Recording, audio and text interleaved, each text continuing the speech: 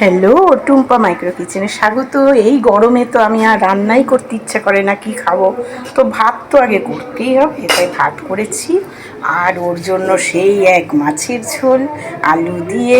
আমার এসব কিছুই খেতে ইচ্ছে করছে না। আমি কি করেছি দেখো, জম্পেশ করে একটু ডাল সেদ্ধ করে আলু কুচিয়ে আলু দিয়ে একদম ঝাল করে পেঁয়াজ টিয়াজ দিয়ে একটু ডাল আলুর মাখানি করেছি। এটা দিয়ে গরম গরম ভাত না যা ভালো লাগে। আলু ডুমো ডুমো কেটে প্রেসারে ডাল দিয়ে সেদ্ধ করেছি। তারপর কড়াইতে শুকনো লঙ্কা, লাল লঙ্কা সব কুচিয়ে দিয়ে পেঁয়াজ এক বাটি কুচিয়ে ভেজে তারপরে সে ডালের আলু আর ডাল সেদ্ধটা প্রেসার থেকে ঢেলে দিয়েছি, দিয়ে এরকম ঝাল ঝাল করে করেছি। এটা দিয়ে আমি শুকনো ভাত শুধু খেয়ে ফেলবো, আমার তো আর কিছুই লাগবে না।